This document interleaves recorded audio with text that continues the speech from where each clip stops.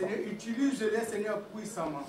Laisse que ton esprit soit sur lui, ô Dieu, que lui ne parle pas, mais que toi tu parles au travers de lui, Seigneur. Que les oracles venant de toi puissent sortir de sa bouche au nom puissant de Jésus. Père, je me lève contre tout esprit d'interférence, contre toute mauvaise interprétation de ta parole.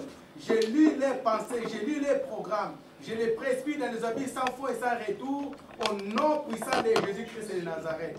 Père, laisse que ton esprit puisse se mouvoir dans ces lieux, que ton esprit, Seigneur, Papa, puisse être le seul à parler dans nos oreilles, au nom puissant de Jésus-Christ de Nazareth. Que ton sang couvre ces lieux, que tout soit pour ta sainte et unique gloire, au nom de Jésus-Christ, nous avons ici prié. Amen. Amen. Amen. Nous acclamons le Seigneur.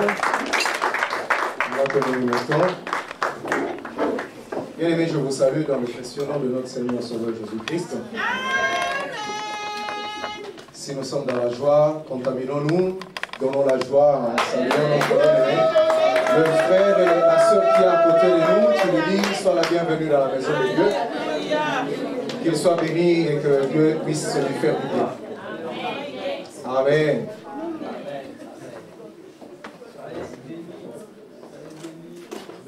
Je ne manquerai jamais de remercier l'équipe dirigeante de l'Église La Grâce de Dieu pour la main d'association, que le Seigneur puisse leur accorder encore beaucoup de grâce et qu'il puisse faire du bien à cette Église. Nous voulons nous lever en prenant nos Bibles dans Ésaïe 43. Nous nous levons pour lire la parole de Dieu, Ésaïe 43 à partir du verset 15 jusqu'au verset 19e. Je lis au nom du Seigneur Jésus. Je suis l'Éternel, votre Saint, le Créateur d'Israël, votre Roi. Ainsi parle l'Éternel, qui fraya dans la mer un chemin et dans les eaux puissantes un sentier, qui met en campagne des chars et des chevaux, une armée et des vaillants guerriers, soudain couchés ensemble pour ne plus se relever, anéantis, éteints comme une mèche. Ne pensez plus aux événements passés, ne considérez plus ce qui est ancien. Voici, je veux faire une chose nouvelle sur le point d'arriver. Ne la connaîtrez-vous pas? Je mettrai un chemin dans le désert et le fleuve dans la solitude. La parole de l'Éternel que nous mettons tout en l'acclamant. Amen. Bien-aimés, le premier dimanche de cette année, le tout premier dimanche, c'était le 1er janvier, vu que nous étions au culte la veille, pendant cette nuit-là, nous ne sommes pas venus à l'église, n'est-ce pas? Et le tout premier dimanche où nous avons eu culte, c'était le dimanche 8 janvier. Et par là, le pasteur Yves, qui nous a apporté la parole, nous a rappelé le thème de l'année. Qui est-ce qui peut me rappeler le thème de l'année? Oui. Nouvelle terre, nouveau ciel. Nouveau ciel, nouvelle terre. Ah, bravo. Voilà quelqu'un qui suit. Et je comprends pourquoi il se rappelle, parce qu'il a son cahier et son stylo. Il écrit. Que Dieu te bénisse et que Dieu te fasse du bien. C'est tiré dans 2 Pierre 3, à partir du verset 13 et 14. Et le deuxième dimanche, il nous a aussi parlé. C'était le dimanche, le troisième dimanche, en fait, c'était le dimanche passé. Il nous a parlé de l'assistant du destin, des assistants du destin. Et le tout premier dimanche, en rappelant le thème de l'année, il nous disait que pour vivre le nouveau ciel et la nouvelle terre, il fallait travailler. Parce qu'aucun de ceux que Dieu avait appelés n'est arrivé à voir sa main sans avoir travaillé. Aucun d'eux n'était paresseux. Il nous a donné l'exemple de David qui avait été pris en travaillant dans le champ. Et Dieu est allé le trouver là en train de travailler. Il nous a parlé de Gédéon. Il nous a parlé de Élisée et tous les autres. Et il nous a rappelé que nous étions ouvriers avec Dieu. Selon 2 Corinthiens 9. Et le deuxième dimanche, le dimanche passé, le troisième dimanche donc, sur le chemin du destin, Dieu mettait sur nous, sur notre chemin, sur notre parcours, de personnes qu'il avait lui-même prévues et programmées pour nous assister dans l'atteinte de projets que Dieu a pour nous. Et c'était curieux, et c'est vraiment la vérité, parce que ces personnes-là que Dieu met sur notre chemin ne sont pas nécessairement les gens de notre famille. Ce ne sont pas nécessairement des gens qui nous aiment. Ce sont des gens que Dieu lui-même choisit, des amis, comme Jonathan l'avait été pour David, des connaissances, et même des ennemis. Dieu se sert même de nos ennemis pour atteindre ses objectifs. Rappelez-vous que la Bible dit, lorsque Dieu approuve les projets d'un homme, il dispose en sa faveur même ses ennemis. Vous savez, Dieu peut amener ton ennemi à parler favorablement de toi. Parce que Dieu met la bénédiction sur sa bouche, même s'il ne le veut pas. Mais Dieu l'oblige à prononcer une bénédiction. Ou même il peut être amené à faire quelque chose, même s'il ne le veut pas, mais il fait des choses ne sachant pas que ce qu'il est en train de faire, il te pousse à accomplir ce que Dieu avait prévu. Voilà pourquoi les frères de Joseph, qui à un moment étaient devenus ses ennemis, avaient médité de lui faire du mal. Mais Dieu a transformé tous leurs projets mauvais en bien. Et lorsque Joseph les a rencontrés plus tard, ils ont eu peur, ils ont pensé que Joseph allait se venger. Il a dit, soyez calmes, vous avez médité de me faire du mal, mais Dieu a changé tout ce mal-là en bien. Amen. C'est ce que Dieu fait. Et ce troisième dimanche, déjà, disons, ce dimanche d'aujourd'hui, déjà la semaine passée, lorsque le pasteur était en train de parler, Dieu faisait monter dans mon cœur une pensée. Et c'est cette pensée-là que je veux partager avec vous aujourd'hui. Donc je donnerai comme sous-thème à l'exhortation ou la prédication d'aujourd'hui, connaîtrez-vous la chose nouvelle? Connaîtrez-vous la chose nouvelle? Amen. J'ai tiré cela du passage que nous avons lu.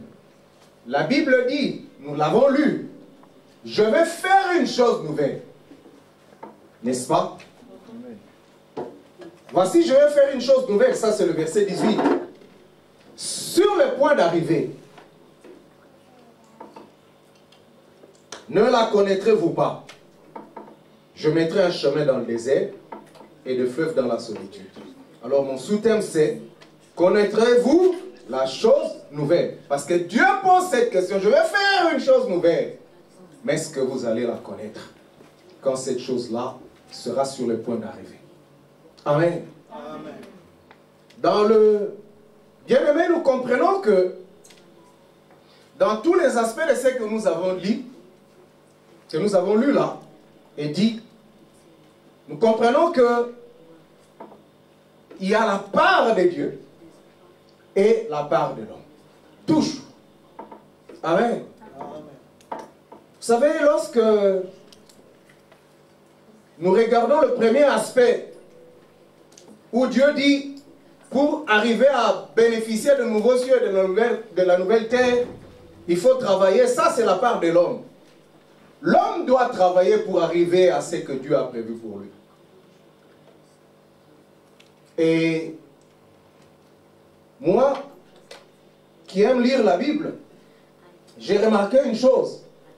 Même lorsque Dieu parle de la facilité et que Dieu dispose de tout, Dieu veut quand même que l'homme travaille parce que Dieu n'aime pas la paresse.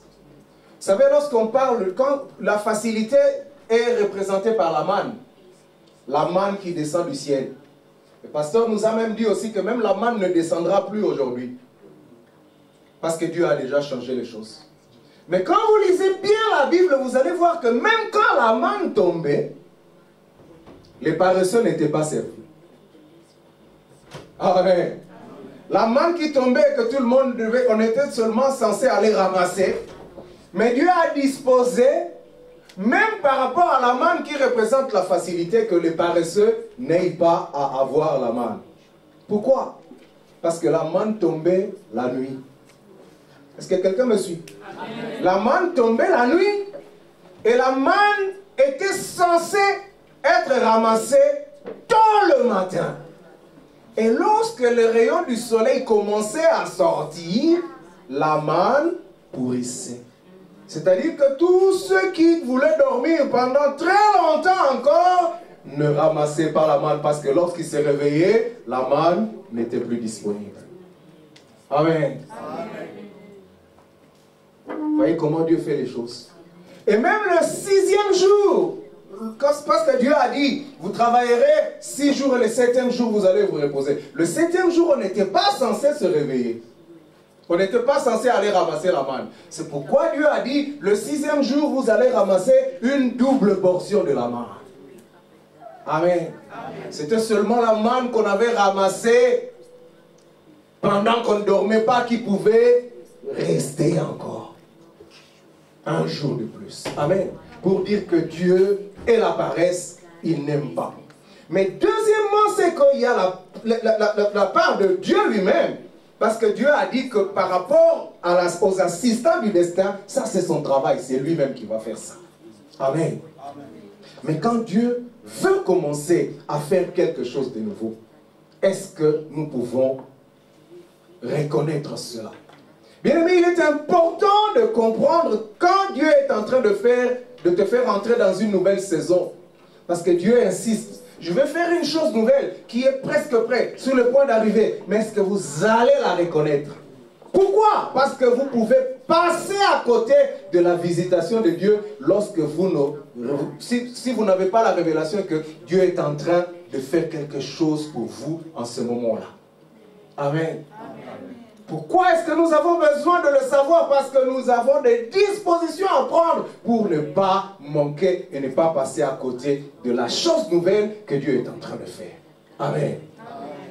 Bien aimé, ceci est un message d'encouragement et de réconfort. Premièrement, pour ceux qui ont déjà vu la gloire de Dieu dans leur vie, quelque part un jour, mais qui ne la voient plus. Mais ils ont touché, ils ont vécu, ils ont palpé à la bonté de Dieu. Mais ils semblent ne plus voir cette main puissante-là. Amen. Voilà pourquoi j'ai commencé par lire le verset 15 et 17. Parce que c'est le tout premier sens de ce verset-là. Vous savez, lorsque nous lisons, ne pensez plus aux événements passés. C'est-à-dire que ces événements-là étaient déjà passés. Mais qu'est-ce que Dieu voulait dire? Bien aimé, si vous lisez très bien la parole de Dieu, je vais relire ça. Ça, c'est le tout premier sens de ça. C'est au verset 17. On dit, c'est l'Éternel qui parle. Il dit, c'est lui qui fraya dans la mer un chemin et dans les eaux puissantes un sentier, qui mit en campagne des chars et des chevaux, une armée vaillante de guerriers et tout ça, tous coussant ensemble, anéantis et éteints comme une mèche. Lorsque nous lisons ça, ça nous rappelle qui? Les Égyptiens. Hein?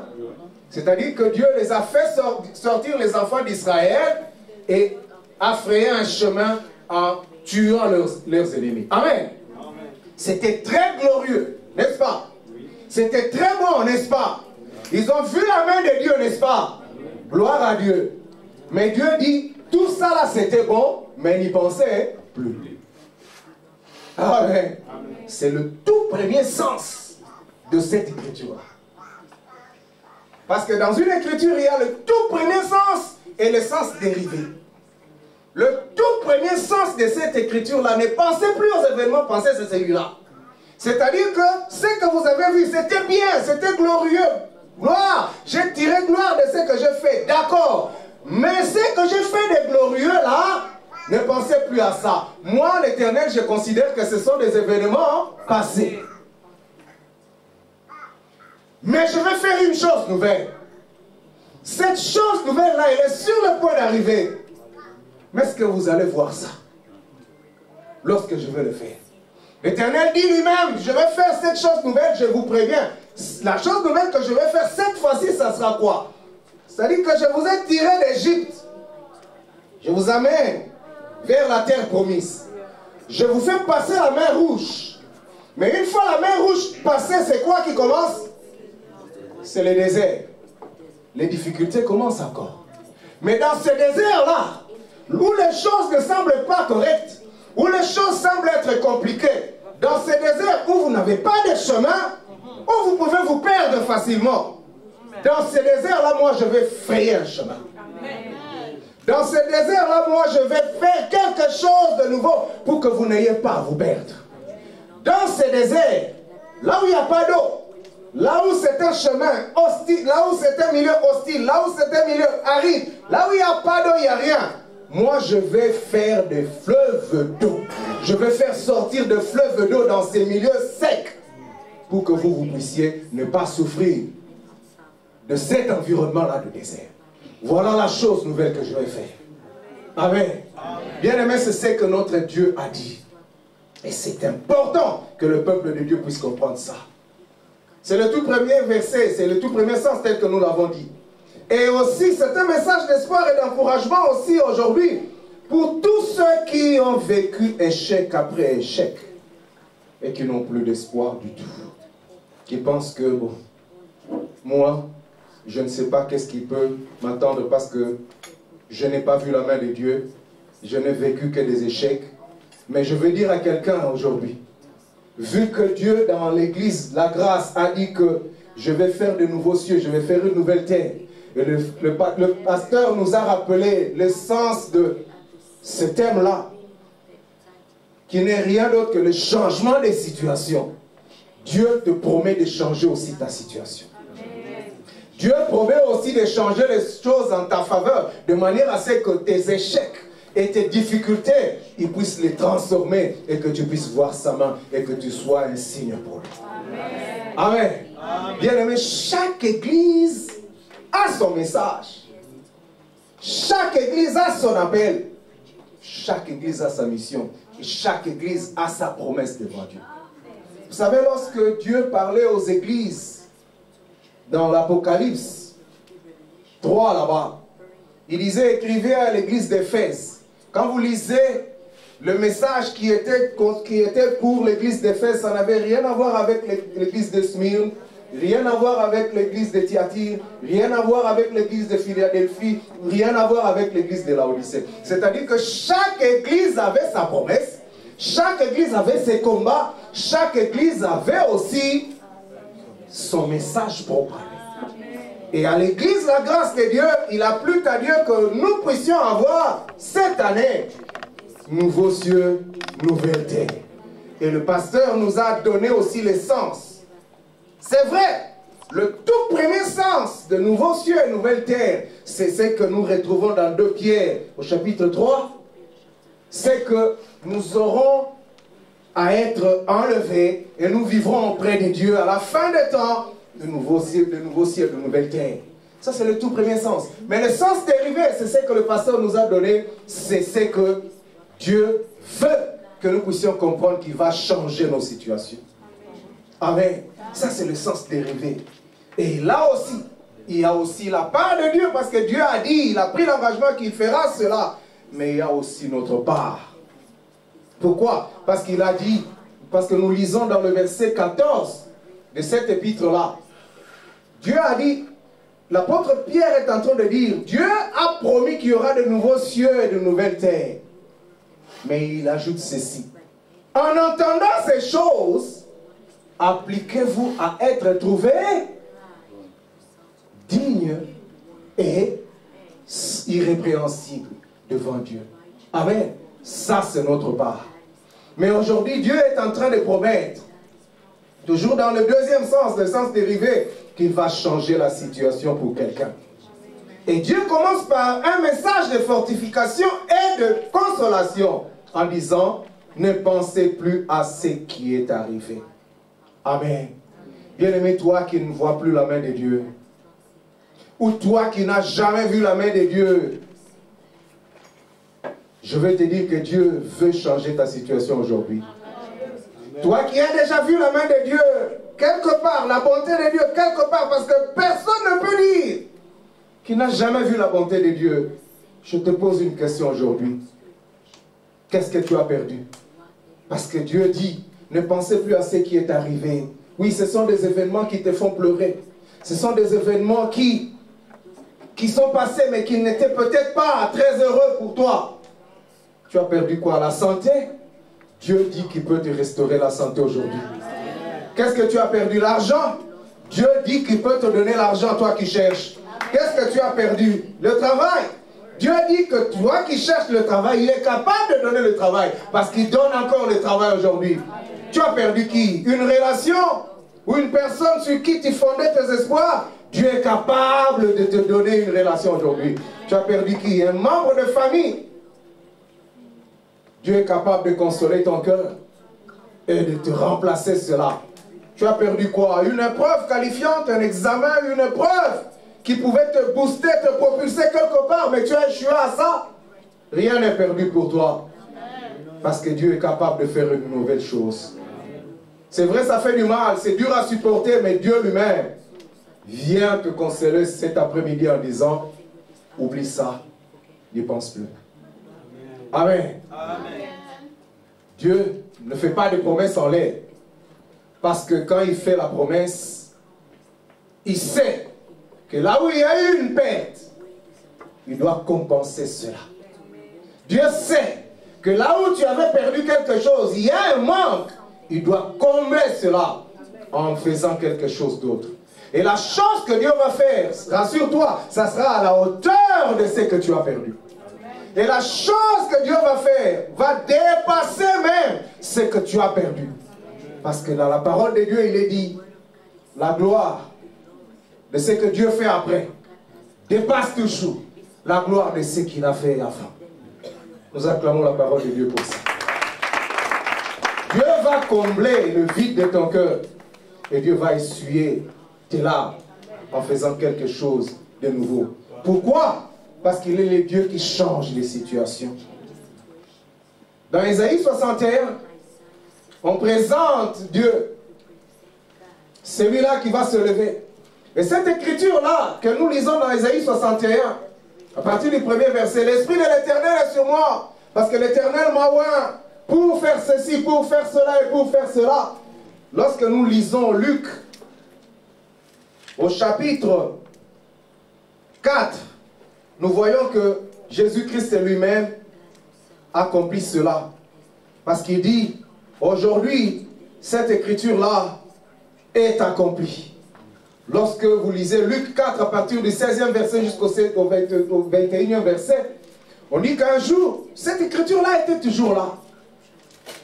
L'Esprit de l'Éternel est sur moi parce qu'il m'a oint pour apporter la bonne nouvelle aux pauvres, pour guérir ceux qui ont le cœur affligé, pour porter la guérison, pour guérir, pour renvoyer libres les opprimés et tout le reste.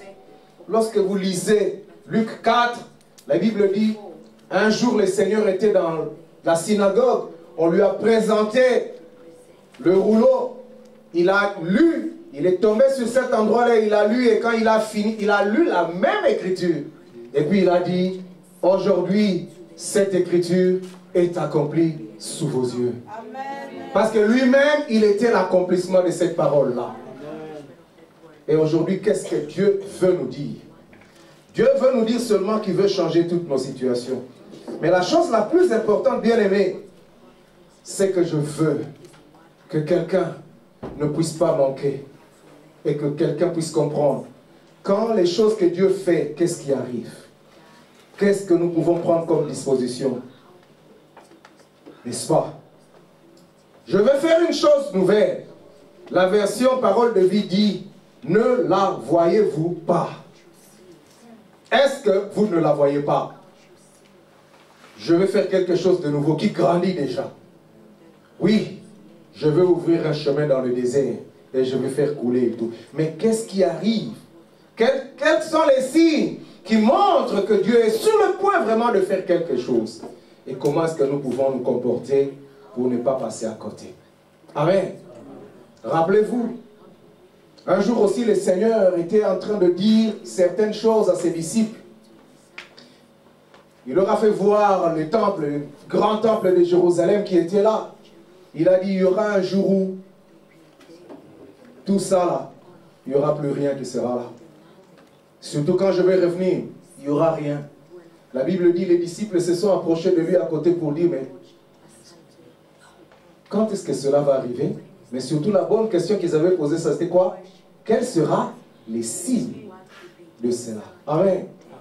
Connaître les signes, c'est ce qui vous démontre que la chose qui avait été dite, voilà, à ces signes-là, on peut reconnaître ça. Alors, quels sont les signes aussi qui peuvent nous faire voir que Dieu est sur le point de faire quelque chose de nouveau?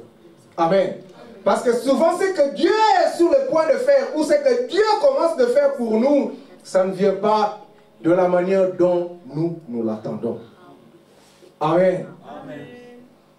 Première chose, c'est que lorsque Dieu veut faire quelque chose pour quelqu'un, son fils, il y a un acharnement dans le monde des ténèbres. Amen. Amen. Lorsque Dieu est sur le point de faire quelque chose pour son fils, le monde des ténèbres est en ébullition. Le monde des ténèbres s'acharne. Pourquoi? Pour faire en sorte que la chose-là ne puisse pas arriver. Amen. Bien-aimés, vous savez, lorsque le monde des ténèbres a vu que c'était l'année, la période qui devait commencer la libération des enfants d'Israël pour sortir de l'Égypte, le monde des ténèbres aussi s'était levé. Pourquoi? Parce qu'à une année donnée, Dieu a fait naître le libérateur. Et le libérateur, c'était Moïse. Et vous savez, lorsque Moïse est né, qu'est-ce qui est arrivé?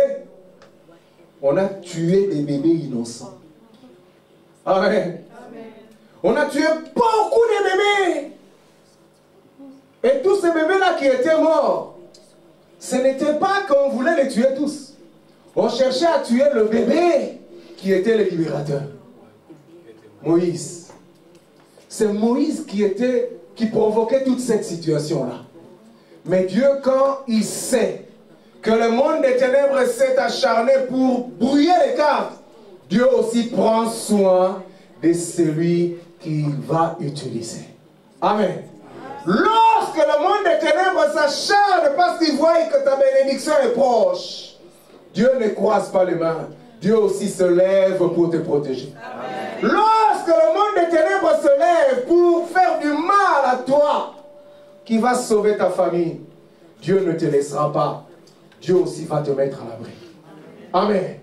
Bien-aimé, la même chose est arrivée aussi lorsque le Seigneur Jésus-Christ devait naître. Quand Jésus-Christ était né. La même chose qui s'était produite avec Moïse, le meurtre des bébés. La même chose s'est reproduite aussi lorsque le Seigneur Jésus-Christ devait naître. Vous vous rappelez, hein? La Bible dit, les mages sont venus voir le roi Hérode. Ils lui ont dit, nous avons vu son étoile en Orient. Nous avons vu quoi? L'étoile. Et nous sommes venus l'adorer. Amen. Bien aimé, le monde des ténèbres aussi sait voir les étoiles qu'il y a en vous. Le monde des ténèbres sait voir aussi que celui-là, c'est une étoile. Nous devons faire quoi? Nous devons l'éteindre, cette étoile-là. Il ne faut pas que cette étoile-là monte. Il ne faut pas que cette étoile-là brille. Parce que cette étoile-là va libérer son peuple. Amen. Bien-aimés, toutes les étoiles sont combattues. Toutes les étoiles sont menacées de mort. Mais Dieu prend soin. Dieu prend soin. Bien-aimé, lorsque tu vois dans ta vie plusieurs choses, plusieurs blocages, complications sur ton chemin, c'est souvent les signes que quelque chose de glorieux est sur le point d'arriver dans ta vie. Amen. Nous acclamons le Seigneur pour ça. Je vais vous raconter une petite histoire qui était arrivée avec moi. Je travaillais dans un projet pendant que j'étais au pays, en 2006, par là. J'étais avec un de mes amis qui avait postulé. Il avait postulé, on devait prendre des mandats, disons des mandataires hein, dans les entreprises publiques chez nous. Il a postulé, il a postulé. Et il m'en avait parlé. Avant de postuler, moi j'ai dit non mon cher, toi avec le CV que tu as, tout le profil, tu mérites d'être là, postule. Non, je vais le faire. Je dis postule. Et il est allé postuler difficilement parce que je le poussais. J'ai dit aujourd'hui tu vas postuler. Il a dit mon cher, moi j'ai un CV de combien de pages? J'ai dit non, bon ok, on fait ça avec toi. Je l'ai assisté. Il a fait ça pour me faire plaisir. Il a postulé, il a oublié. On a publié les noms des candidats qui étaient retenus pour aller faire les tests à Kinshasa. Nous, on était en brousse, en province. Lui, il avait la sale habitude de ne pas effacer les messages dans son email. Donc, quand il ouvre son email, tu vas voir 2300 messages. Il n'efface pas. Alors, dans ces 2300, il ne sait pas qu'est-ce qui est bien, qu'est-ce qui est faux. Et bon, il lit et puis il laisse comme ça. Et ce jour-là, par hasard, il a ouvert son email. Il est tombé sur ce message-là. Monsieur, vous êtes convoqué pour aller passer le test à Kinshasa. Et vous savez, le test, c'était quand? Le lendemain. Nous sommes dimanche. Demain, lundi, il devait aller passer le test. Il ouvre, il me dit, il est. Tu vois les trucs dont je t'avais parlé là? On m'a retenu, hein? Il faut que j'aille passer l'examen, mais aujourd'hui, là, c'est tard, hein? Regarde, est-ce qu'on ne peut pas partir? Moi, je dis non, on va partir. Je dis, oh, c'est demain. Parce que déjà, là, nous sommes en brousse. Il faut quitter la brousse pour venir à Kikwit, prendre l'avion et aller à Kinshasa pour faire. Il dit, arrête. Moi, je dis, on va partir. Nous avons faufilé, nous avons demandé la permission. Nous avons pris le véhicule et nous sommes partis. Bien aimé, je n'ai jamais vu un véhicule qui avait toujours bien marché faire des caprices comme ce jour-là. On a souffert. Le véhicule qui marchait bien commençait à chauffer. On mettait de l'eau. On faisait 5 km, on devait encore remettre de l'eau. On devait aller chercher de l'huile pour mettre parce que ça ne marchait pas. Topindola, on a déraciné des trucs avec le main pour faire passer la voiture. Des fois, on tombait dans des ravins, des choses comme ça. Il était tellement découragé qu'à un moment, il m'a dit, je crois que Dieu ne veut pas qu'on puisse aller faire cet examen-là. Dieu n'est pas là. Moi, j'ai dit non. C'est le contraire. Parce que la petite expérience que j'ai avec Dieu me démontre que quand je vis des choses comme ça, c'est que Dieu est derrière la chose. Amen. Quand moi je vis des blocages comme ça, gratuitement, ça me fait comprendre qu'il y a quelque chose derrière. Amen. Amen. Difficilement nous avons atteint Kikwit et le lendemain, je me rappelle, on a cascadé comme des malades pour avoir les billets d'avion. Il est arrivé à monter le tout dernier avec un billet d'avion qu'on a trouvé à l'arrache. Il arrive à Kinshasa, le dernier, on le voit et puis on dit, mais écoute monsieur, c'est quoi? Non, moi je viens de la province et tout ça. Il montre le billet d'avion, je viens d'arriver et tout ça. On dit, mais écoutez, on avait déjà fermé, mais bon, on fait quand même une exception pour lui. Il entre et fait l'examen. Et quand il a fait l'examen, la suite, vous savez, c'était quoi?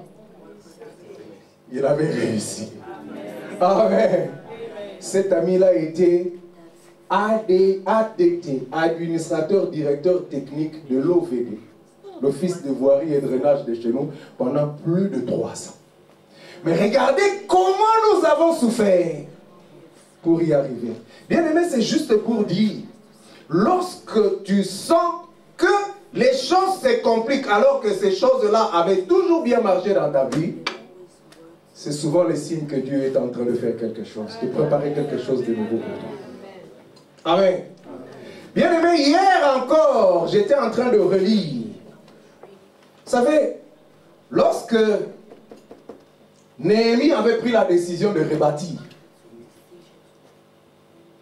la muraille de Jérusalem qui était tombée.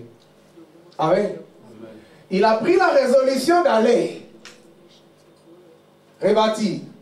La Bible dit, aussitôt que il a pris la résolution de commencer à rebâtir, l'opposition aussi s'est levée. Amen. Ça avait commencé par Sambala. Sambala s'est levé. Après, Sambala est allé parler à Tobija.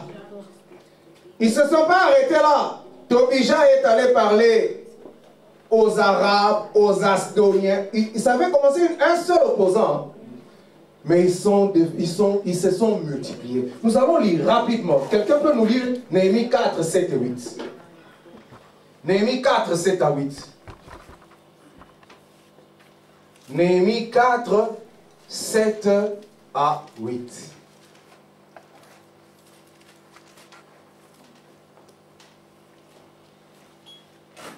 Parce que si vous lisez le tout premier verset, on parle de Sambala seulement. Lorsque Sambala apprit que nous rebâtissions la muraille, il fut en colère et très irrité.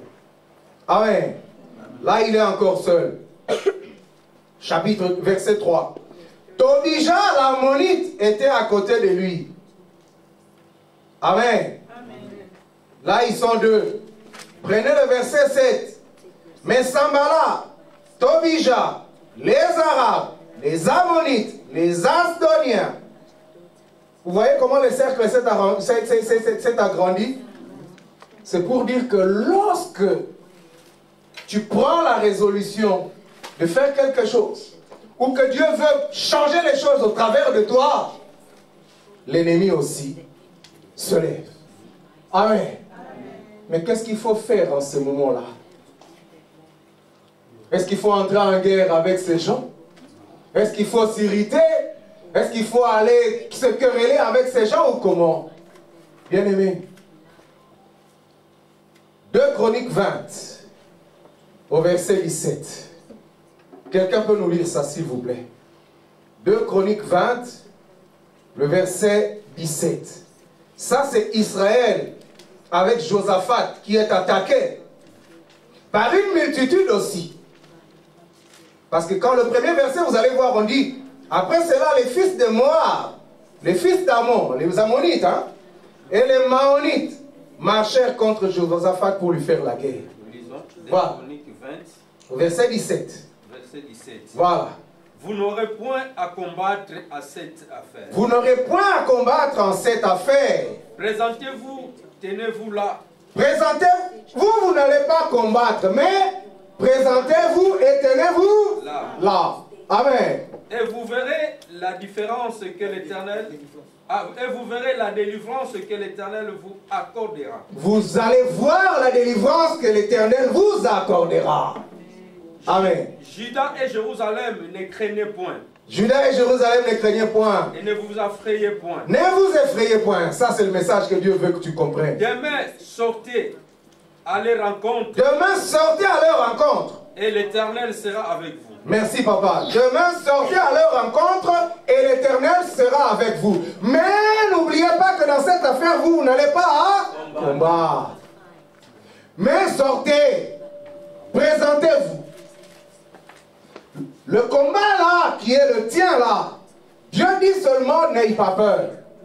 Dieu dit que je suis ouvrier avec toi, tu vas seulement te présenter là, d'accord. Mais dans cette affaire là, toi tu n'auras pas à combattre. Parce que ce sera qui? Lui-même qui combattra avec toi. Amen. Bien aimé, c'est ce que Dieu veut nous faire comprendre. Lorsque la vague arrive, ce qu'il faut faire c'est quoi? Rester calme. Laisse Dieu faire. Toi, observe la délivrance que Dieu va faire. Amen. Reste calme. Bien aimé, lorsque la vague de ce mouvement-là qui veulent te couler arrive, Dieu dit, toi, reste calme. Parce que tu ne couleras pas. Même si c'est le feu ne va pas te consumer. Parce que moi, je serai avec toi. La chose à faire, c'est ne pas paniquer. Amen. Bien aimé, quelques signes. Le premier, c'est ce que nous avons vu. C'est quand il y a l'acharnement dans le monde de ténèbres. C'est-à-dire que les difficultés sont créées par le diable et l'ennemi lui-même. Amen. Quand Dieu veut faire quelque chose de nouveau, le diable se lève. Et le diable, comme il ne se lèvera pas pour te combattre ici dans la terre des hommes, il va commencer à utiliser ses agents, des hommes. Amen. Ce sont ceux-là qui vont commencer à te combattre. Exactement comme on a vu Sambala, Tobija, les Arabes, les Asdoniens et tous les autres aussi se lever. Amen. Celui qui voulait tuer Moïse ou Jésus, ce n'était pas Pharaon ou Hérode. Mais celui qui voulait vraiment en finir avec Moïse ou Jésus, c'était le diable lui-même. Pourquoi? Parce que lui aussi, il voit l'étoile. Amen. Bien-aimé, le monde des ténèbres aussi voit nos étoiles. Et il s'acharne contre nous pour que l'étoile puisse mourir ou s'éteindre. Amen. Le deuxième signe, le premier c'était l'acharnement du monde des ténèbres, c'est-à-dire que le diable lui-même crée des difficultés. Mais lorsque Dieu voit que son fils ne comprend pas, qu'il est temps pour lui de bouger ou de partir, et que son fils ne comprend toujours pas, Dieu lui-même est capable de créer des difficultés ou des situations compliquées pour que tu comprennes qu'il est temps pour toi de partir. Amen. Dieu est capable de créer la confusion dans ta vie ou dans ton environnement pour que tu comprennes que là où tu es, ce n'est plus ton endroit. Ce que tu fais, ce n'est plus pour toi. Et tu es en train de perdre du temps pour rien. Alors que pour Dieu, le temps est déjà arrivé pour partir. Souvenez-vous, Deutéronome 1, 6 à 8. Vous allez marquer. Dieu a dit aux enfants d'Israël, vous avez assez, demeurez dans cette montagne. Tournez-vous et partez. Amen. La montagne où ils étaient, le mont Horeb, là où ils étaient là, c'était un endroit bien, ils commençaient à s'habituer, mais c'était le désert. Amen. Bien aimé, le plan que Dieu a pour toi, ce n'est pas le boulot que tu as là. Là, c'est encore le désert, même si tu es bien payé. Amen. Bien aimé, Joseph aussi était l'intendant des prisonniers. Mais l'intendant des prisonniers, c'est aussi un prisonnier. Amen. Joseph pouvait dire, mais moi je suis bien traité. Mais Dieu ne te voit pas intendant des prisonniers parce que tu es encore prisonnier, même si tu as des faveurs. Est-ce que je parle à quelqu'un?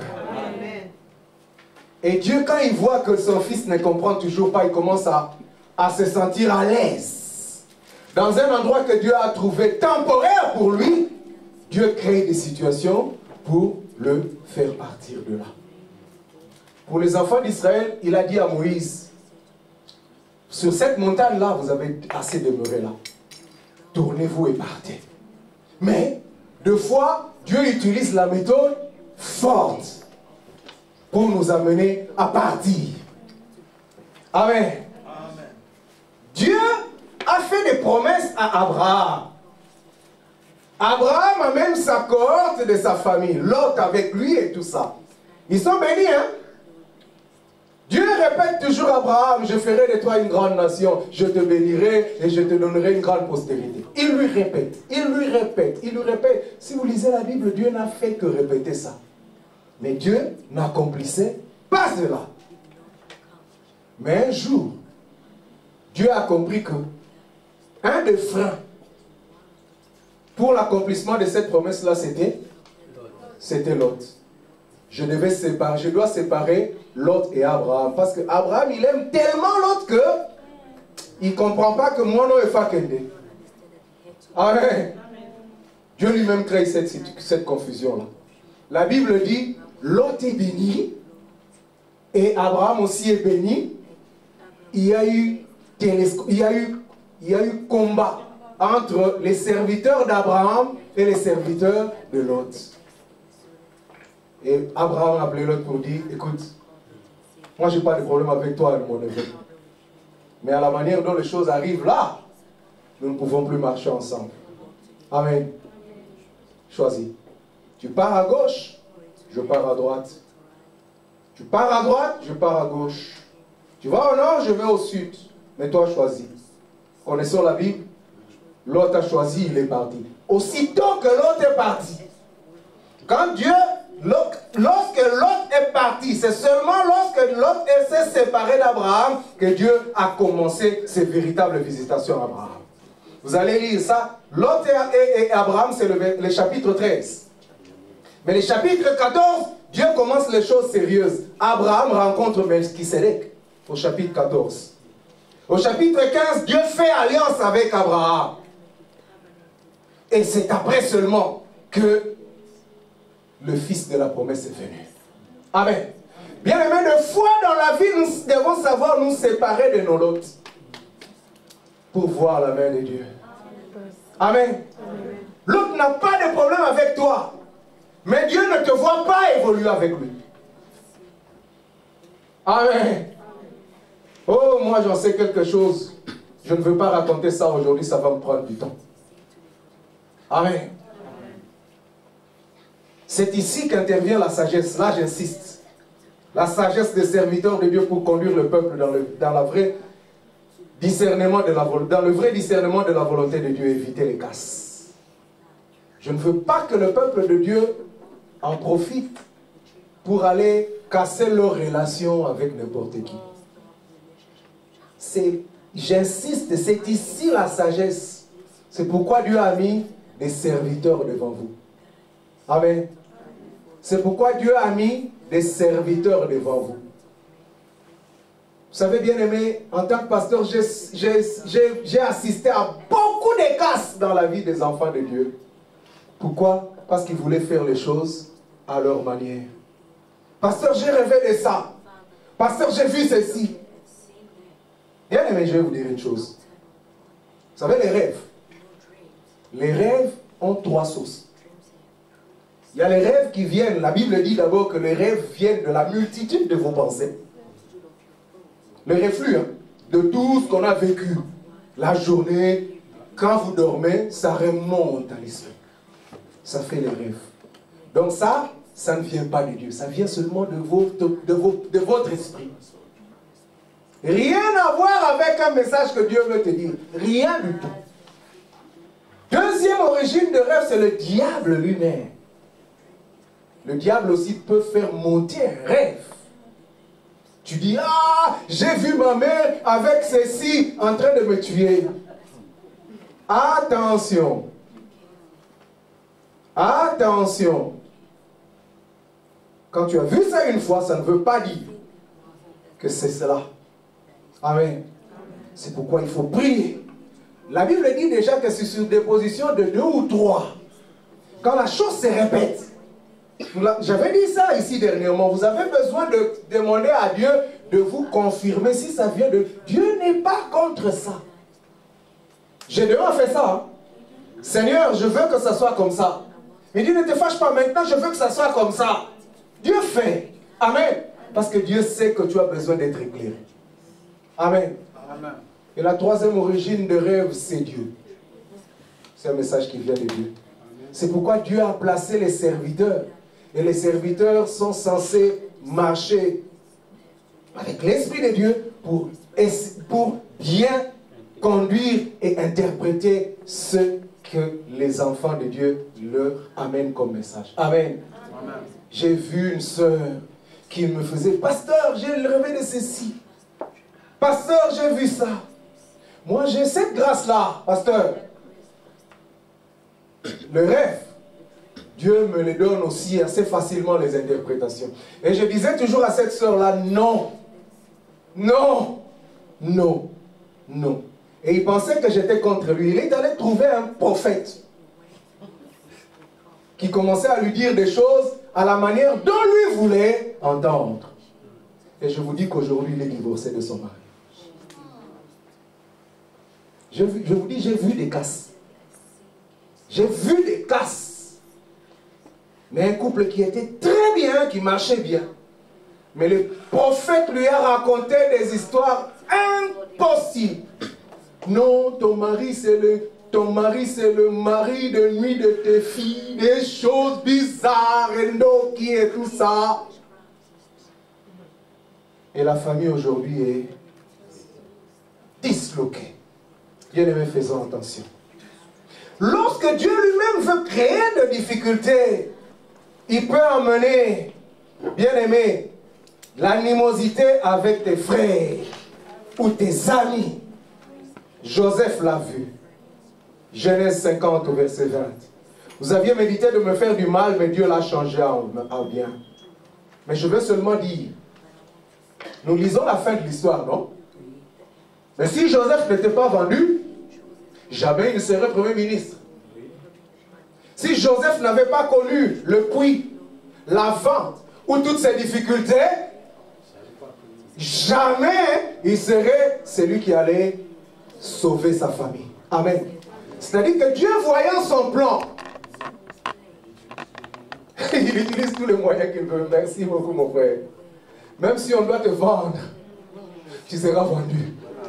Amen. Même si on doit te trahir, tu seras trahi.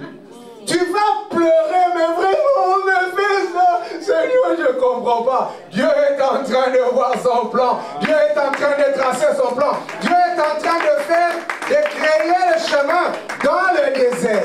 Amen. Amen. Amen. Vraiment, c'est lui qui peut me faire ça. Bien-aimé. Dieu utilise tous les moyens pour atteindre ses fins et ses objectifs. Amen. Et la dernière chose que Dieu utilise souvent, c'est quoi? C'est un dégoût. Hein? Un sentiment de ras-le-bol. Moi, c'est souvent ce qui m'arrive. Je peux être quelque part et puis à un moment, je dis, je ne sais plus, mais cette chose-là, je ne sens plus ça. Je ne sens plus ça. Quand nous sommes venus, on était à Paris à un moment, dans le foyer, on était là et tout. J'ai dit à ma femme, bon écoute, je crois que ce foyer ici, c'est fini pour moi. J'en en veux plus, j'en ai marre. Donc même quand je marche dans le couloir, là, donc je suis même plus bien, je suis même plus à l'aise. J'en ai marre. J'ai dit à ma femme, c'est fini. Et ma femme sait. Quand je commence à parler comme ça, c'est que Dieu veut changer. Quelques jours après, on nous a mis ailleurs. Amen. Amen. Amen. Et souvent, quand tu as le dégoût comme ça, le diable aussi commence à vouloir te retenir. Non, reste là. Tu as un CDI. Tu as un CDI. Pourquoi tu vas partir? Amen. Mais si tu lâches le CDI, tu vas trouver quelque chose de meilleur que ce CDI-là. Alors que tu es déjà en dégoût. Amen. J'étais aussi en problème, papa. J'avais aussi un travail qui me donnait un contrat. D'ailleurs, c'est ce contrat-là qui m'avait donné avoir le papier. Je me suis dit, mais moi, j'ai eu une situation avec ma fille. En Angleterre, où je devais donner beaucoup d'argent. J'avais le dégoût déjà de ce travail-là. Mais voilà comment le diable commençait à jouer avec mon esprit. Mais tu veux quitter. Mais si tu quittes, comment tu vas financer les études de ta fille? Quitter, c'est-à-dire ne pas savoir où tu vas. C'est-à-dire que non, le 1500 € à chaque fin du mois, minimum, au bout d'un moment, comment tu vas faire? Je commençais à réfléchir. C'est à ce moment-là que tu dois faire intervenir ton esprit. C'est à ce moment-là que tu dois entendre ce que l'Esprit de Dieu te dit. Ne regarde pas aux réalités qui se passent à côté de toi. Écoute ce que l'Esprit te dit en ce moment-là. J'ai dit à ma femme, cette affaire ici semble nous donner une certaine sécurité. Mais moi, j'ai déjà le dégoût. Mais connaissant comment Dieu marche avec moi, quand je sens ce dégoût-là, je dois lâcher la chose. On va faire un saut dans le vide. Je lâche ce contrat. Je fais un saut dans le vide. Dieu lui-même, il pourvoira. Amen. Bien aimé, quand j'ai lâché cette affaire-là, j'ai fait quelques jours. J'ai trouvé une formation avec Pôle emploi. Cette formation-là m'a permis d'avoir un autre travail. Là-bas, j'avais un CDD. Mais là, j'ai trouvé un CDI. Amen. Ça m'a permis de faire des choses que je ne pouvais pas faire pendant que j'étais dans ce travail-là. J'ai passé mon permis, j'ai fait ceci, j'ai fait cela, j'ai passé mon cassette, j'ai fait beaucoup de choses. Pourquoi? Parce que j'ai lâché. Amen. Amen. Amen. La prétendue sécurité que nous avons et que nous évoquons, deux fois, ça nous retient inutilement. Amen. Mais seulement, je veux seulement que tu saches que ton Dieu se lève souvent le dernier, lorsqu'il n'y a plus d'espoir, lorsque aucun espoir n'est permis. Vous savez, Jésus-Christ a attendu que Lazare soit mort pour venir. Je me suis toujours dit, Lazare guéri et Lazare ressuscité, est-ce que ça a la même gloire? Non. Lazare guéri et Lazare ressuscité, c'est la même gloire? Non. Non. La Bible dit que la renommée de Jésus-Christ s'est accrue quand il a commencé à faire des très grands exploits. Rappelez-vous, il y avait des gens qui étaient venus dans la maison de Lazare. Pourquoi? Parce qu'il était ressuscité. Ils voulaient le toucher. Et Jésus-Christ aussi est venu rendre visite à Lazare et il a parlé à ces gens. Amen. Bien-aimé, Dieu, de fois, il attend que la situation pourrisse. Je m'adresse à quelqu'un. Dieu attend de fois que la situation devienne sans espoir pour qu'il entre en scène. Dieu, c'est le Dieu des espoirs non permis. Amen. Bien-aimé, je termine par là. Luc 7, on connaît la résurrection du fils de la veuve de Naïm. Amen. Bien-aimé, lorsque Dieu veut faire quelque chose pour nous, il suffit que Dieu, Jésus-Christ, passe par notre chemin. Il suffit que Jésus-Christ passe par notre chemin et cela suffit. Parce que lorsque Jésus-Christ passe par notre chemin, il change la situation. Amen. Lorsque Jésus-Christ passe par notre situation, il change notre situation. Pourquoi? Parce que lui, il est le compatissant. Amen. Bien-aimé, compatir, c'est savoir souffrir avec quelqu'un. Et Jésus-Christ, on l'appelle le compatissant. Il sait, il voit et il souffre avec toi. La Bible dit dans Luc 7, à partir du verset 11 jusqu'au verset 15, Jésus-Christ a vu cette veuve-là. La Bible dit, il a eu compassion de cette veuve et il a consolé la femme. Ne pleure pas. Amen. C'est ce que le Seigneur veut te dire aussi aujourd'hui. Ne pleure pas. Il ne va pas s'arrêter là. Il va s'approcher de ta situation. Jésus-Christ, lorsqu'il a dit à cette femme-là, ne pleure pas, il s'est approché aussi du cercueil où on avait mis son fils. C'était fini. Plus d'espoir. Jésus-Christ s'est arrêté là. Et il s'est approché de la situation qui te plonge dans des pleurs. La chose qui te bloque et tout. Il ne s'arrête pas à s'approcher seulement. La Bible dit, il s'est approché et puis il a fait quoi? Il a touché le cercueil. Amen. Bien-aimé, Jésus-Christ, ma prière est que cet après-midi, Jésus-Christ te touche la chose qui te fait pleurer. Que Jésus-Christ te touche la situation qui bloque. Que Jésus-Christ te touche la situation qui semble te donner de larmes et qui te fait pleurer. Amen. Amen. Et lorsque Jésus-Christ a touché, la Bible dit lorsque Jésus-Christ a touché le cercueil, ceux qui portaient le cercueil ont fait quoi? Ils se sont arrêtés. Bien aimé, que ceux qui portent aussi ton problème dans le monde des ténèbres ou dans ce monde aussi, alors que Jésus-Christ te touche ton problème, que eux aussi sachent s'arrêter aujourd'hui. Que eux aussi sachent s'arrêter aujourd'hui. Que ceux qui veulent t'enterrer, qu'ils s'arrêtent aujourd'hui même au nom de Jésus. Amen. Et lorsque eux ils s'arrêtent, Jésus-Christ va donner un ordre. Il a dit, lève-toi. Amen. Bien-aimé, ma prière est qu'aujourd'hui, Jésus-Christ te dise un mot. Que tu vas dire à Jésus, Seigneur, dis un mot à ma faveur, que ma situation change. Que la situation qui te fait pleurer, tu diras, Seigneur, un mot seulement de ta part. Un mot seulement de ta part. Et que ma situation change. Et au verset 15, la Bible dit, lorsque Jésus-Christ lui a dit, lève-toi, qu'est-ce qui est arrivé? La Bible dit, le mort revint à la vie et s'assit, il s'est mis à parler. C'est l'exécution. Lorsque Jésus-Christ parle, il y a exécution. Que le Seigneur dise quelque chose et que le monde des ténèbres s'exécute aujourd'hui et que le Seigneur puisse arriver à te restituer ce que tu avais perdu. Parce que nous avons dit, lorsque tu as perdu quelque chose, il vient combler.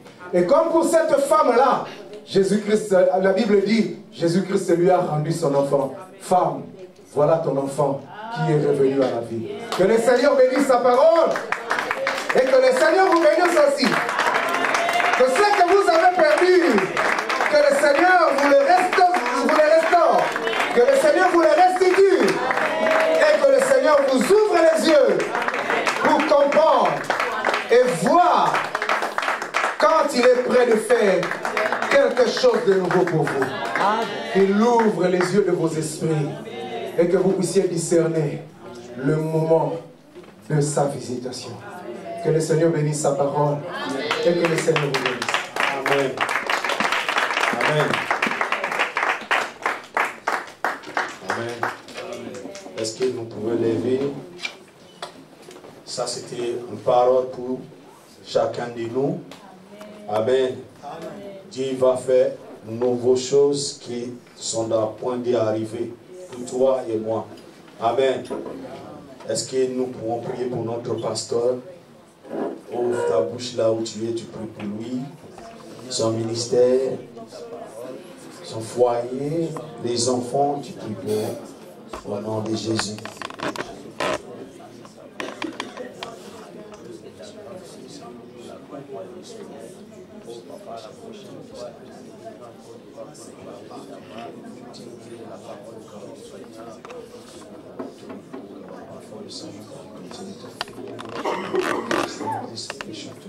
Speak to us, O God.